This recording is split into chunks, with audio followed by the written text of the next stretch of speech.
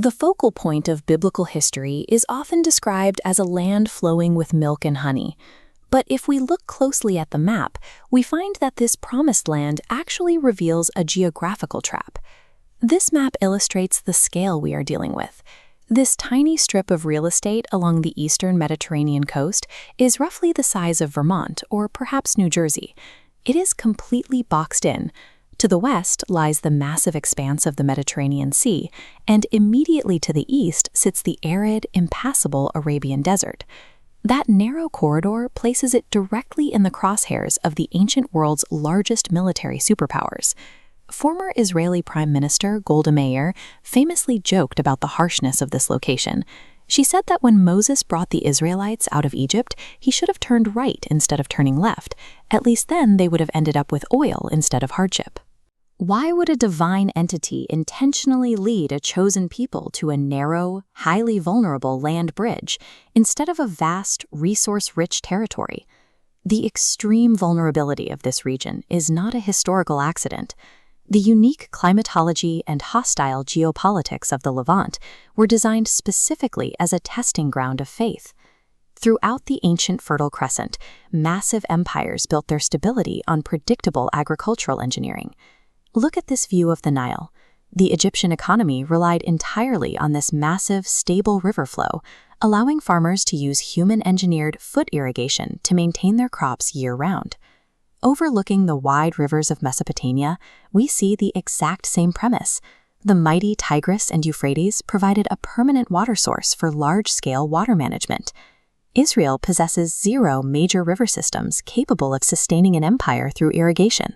The ancient text of Deuteronomy chapter 11 explicitly defines this contrast, describing Israel as a land of mountains and valleys that drinks rain from heaven. This topographical map tracks that rainfall. Notice the steep gradient. The northern Mount Carmel region receives over 25 inches of rain a year, but as you move south toward Beersheba, that number drops to a bare minimum of 8 inches. Drop down into the Jericho Rift Valley and the Arida the Ibeton's extreme. This area receives a mere 5 inches of rain annually. Because there are no rivers to tap, survival depends entirely on a daily thermal cycle. Morning sun heats the eastern desert, causing the hot air to rise. Cool, moist air from the Mediterranean then rushes in to replace it. This precise thermal differential generates the daily sea breezes, drawing in the vital dew and seasonal rains required to water the crops. By stripping away the possibility of human engineering, the agricultural economy of Israel forced total, terrifying dependence on environmental variables completely outside human control. The danger of that dependence becomes painfully clear during an anomaly known as the Khamsin, a weather pattern where the life-giving sea breeze is abruptly blocked. Without the cool ocean air, a suffocating wall of hot, dry, and dusty air sweeps in directly from the eastern desert. On the ground, as seen in this dust storm moving over the arid mountains, the Khamsin creates an oppressive, miserable environment that can choke the land for weeks at a time. It brings the ancient economy to a halt. The wind is too hot and strong for farmers to winnow their grain, making food preparation impossible. This specific phenomenon proved to the ancient Israelites that the exact climate keeping them alive could be weaponized against them at a moment's notice. The geographic pressures of the sea and the desert that drive the climate also dictate the specific corridors of human conquest. These archway ruins at Caesarea Maritima represent politics from the sea, invasions from cosmopolitan, technologically advanced maritime cultures.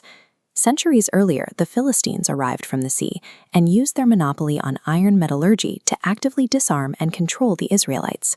On the opposite flank, the region faced politics from the desert, incursions from provincial, nomadic groups attacking from the east. Desert dwellers like the Midianites launched devastating, locust-like swarm raids in order to gobble up the region's scarce resources.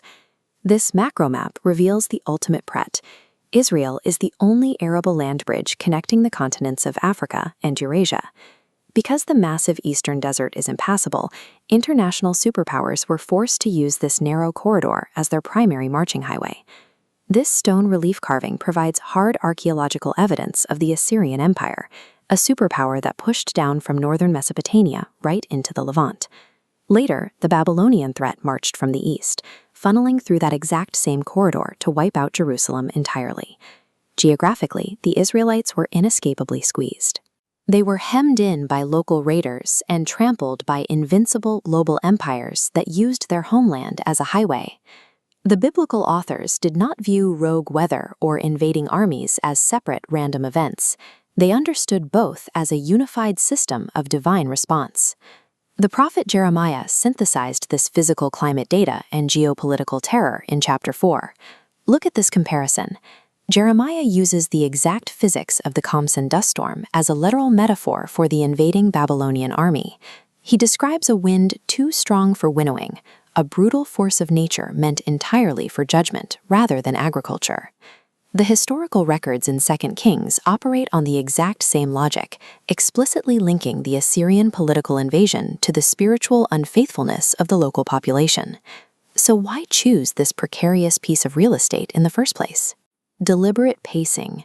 The territory was chosen exactly because self-reliance was geographically and physically impossible.